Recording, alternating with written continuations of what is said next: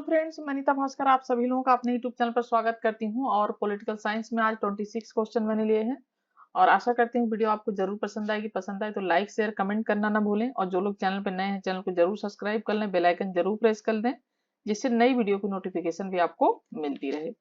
और इसी के साथ जो लोग यूसी नीट और टीजीटी पीटी की तैयारी कर रहे हैं वो लोग जरूर प्ले लिस्ट में जाएं। पॉलिटिकल साइंस के लिए भी और हिस्ट्री की जो तैयारी कर रहे हैं वो भी जरूर आपको प्ले लिस्ट में जाके पहले की वीडियो जरूर देखें। और जो लोग चैनल पे नए हैं सब्सक्राइब जरूर कर लें, ठीक है। और वीडियो पसंद आए तो लाइक शेयर कमेंट करना ना भूलें। तो चलिए शुरू करते हैं। और फर्स्ट क्वेश्चन है, भारतीय नागरिक को मौलिक कर्तव्य संविधान के भाग में निहित है। संविधान के भाग 1 में, संविधान के भाग 3 में, या संविधान के भाग 3 ए में, या संविधान के भाग 4 ए में। और इसका राइट ऑप्शन क्या हो जाएगा? ऑप्शन डी, संविधान के भाग, इसमें संविधान के भाग 4 ए में, ठीक है। सेकंड क्वेश्चन है, संवैधानिक उपचारों का अधिकार भारतीय संविधान के किस अनुच्छेद में दिया गया है? अनुच्छेद 32, 31 या 29 या 30? राइट ऑप्शन हो जाएगा हमारा अनुच्छेद 32। संवैधानिक उपचारों का अधिकार भारतीय संविधान के अनुच्छेद 32 में दिया गया है। और इस संविधान के जो संवैधानिक उपचारों का अधिकार है, इस अधिकार को डॉक्टर BR अम्बेडकर ने संविधान की आत्मा एवं हृदय कहा है, ठीक है। आत्मा और हृदय कहा है इसको, संवैधानिक उपचारों के अधिकार को, ठीक है। थर्ड क्वेश्चन है, भारत में न्यायिक सक्रियता संबंधित है प्रतिबद्ध न्यायपालिका से, न्यायिक समीक्षा से, या न्यायिक स्वतंत्रता से, या जनहित विवाद से, ठीक है। और राइट ऑप्शन क्या हो जाएगा हमारा?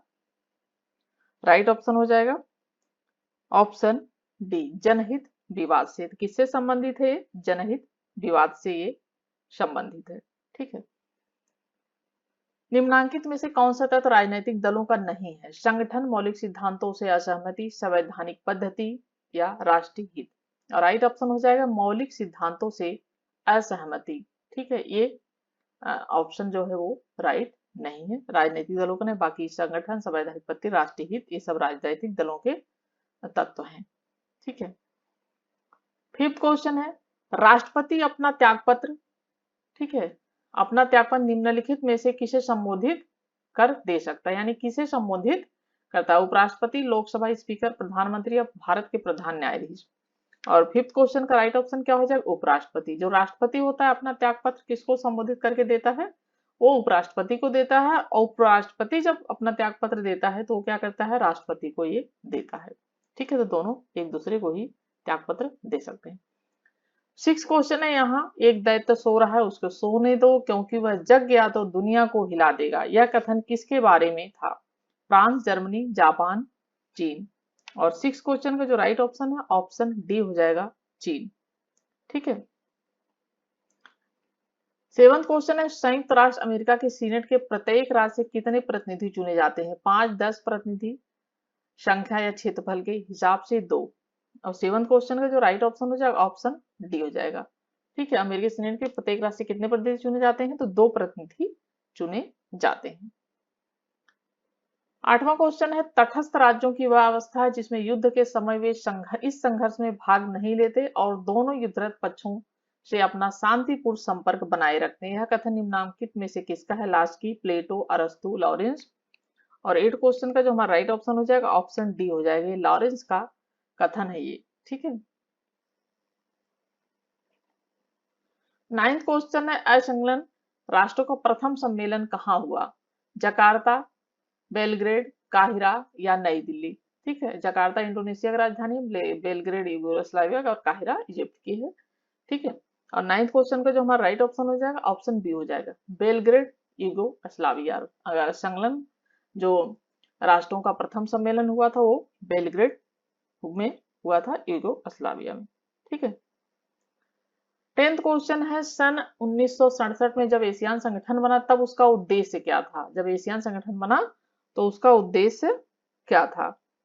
ठीक है। और सदस्य राष्ट्रों के मध्य परस्पर आर्थिक सहयोग, चीन से लड़ने के लिए राजनीतिक प्लेटफॉर्म तैयार करना, या पश्चिमी साम्राज्यवाद के बढ़ते हुए प्रभाव को रोकना, या ऑस्ट्रेलिया के प्रभाव को रोकना?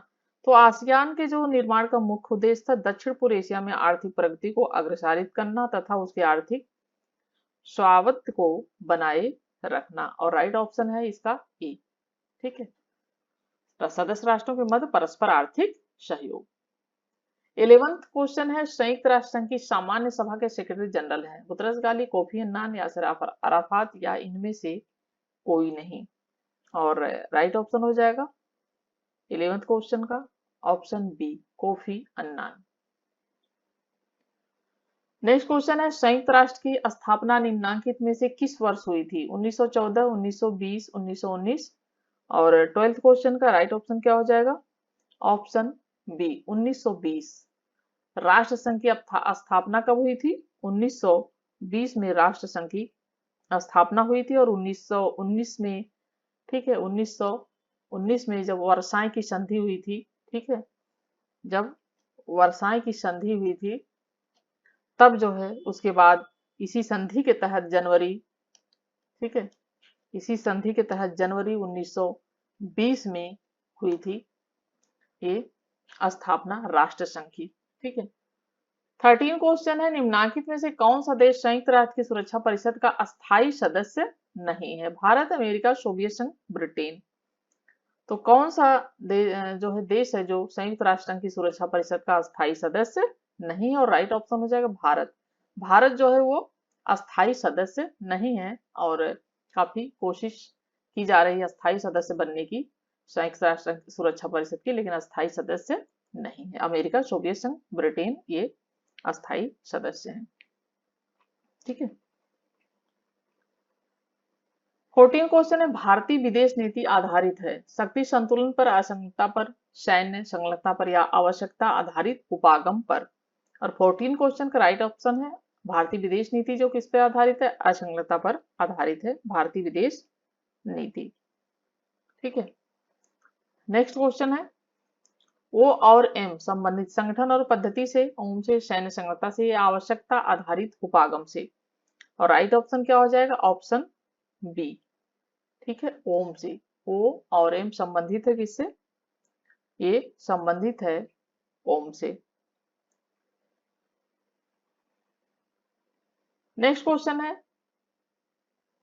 1968 का मित्र बुक सम्मेलन संबंधित है लोक प्रशासन से, नवीन लोक प्रशासन से, या निजी प्रशासन से, या संगठन से।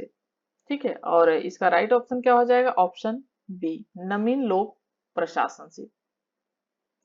ठीक है, 17 क्वेश्चन है, प्रत्यक्ष निर्वाचन का अभिप्राय है जब प्रतिनिधि मनोनीत किए जाएं, जब प्रतिनिधि नौकरशाहों द्वारा निर्वाचित किए जाएं, या जब प्रतिनिधि जनता द्वारा स्वयं निर्वाचित किए जाएं, या जब प्रतिनिधि अभिजन वर्ग द्वारा निर्वाचित किए जाएं।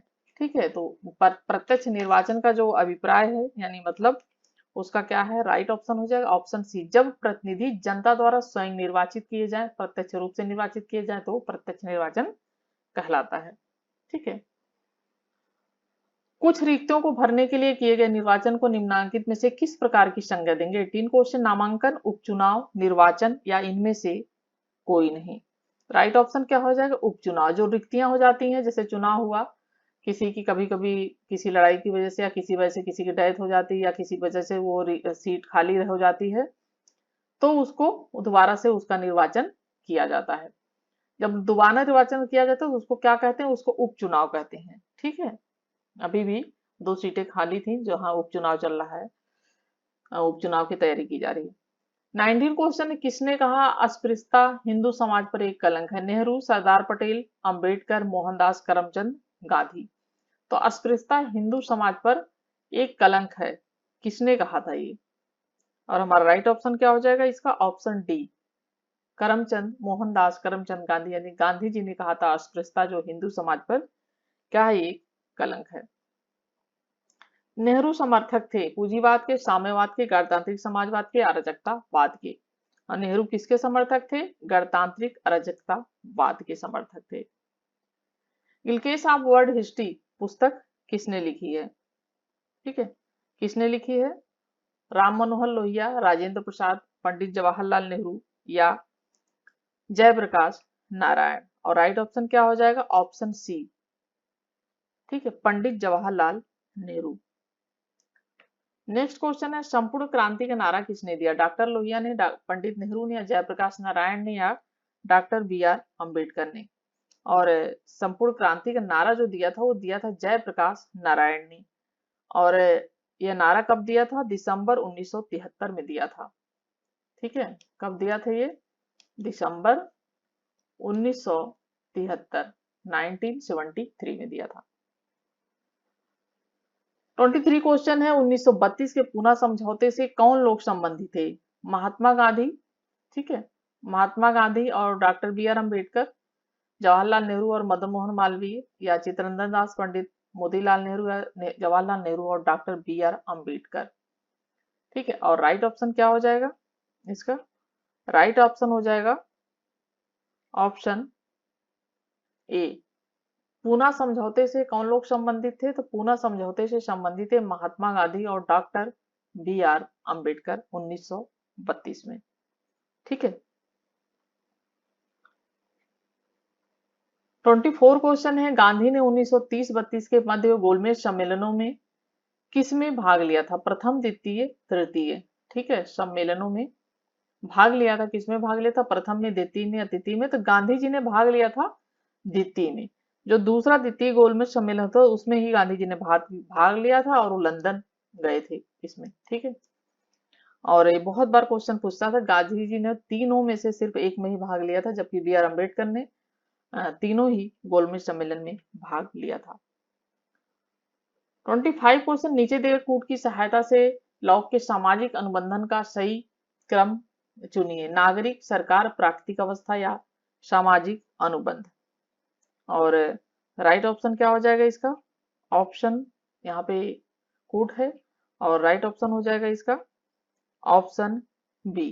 ठीक है, पहले प्राकृतिक अवस्था, फिर है उसके बाद सामाजिक अनुबंध, फिर है नागरिक, उसके बाद सरकार। ठीक है,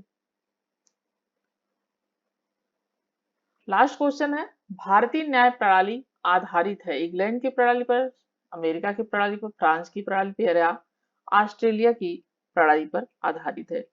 तो जो भारतीय न्याय प्रणाली है वो किस पे आधारित है? वो अमेरिका की प्रणाली पर आधारित है। यहाँ की न्याय व्यवस्था जो है, न्यायिक व्यवस्था है, वो अमेरिका की प्रणाली पर आधारित है। ठीक है, और आशा करती हूँ ये क्वेश्चन पसंद आए होंगे। पसंद आए तो लाइक शेयर कमेंट करना ना भूलें। फिर मिलते हैं नेक्स्ट वीडियो में। Thank you for watching video.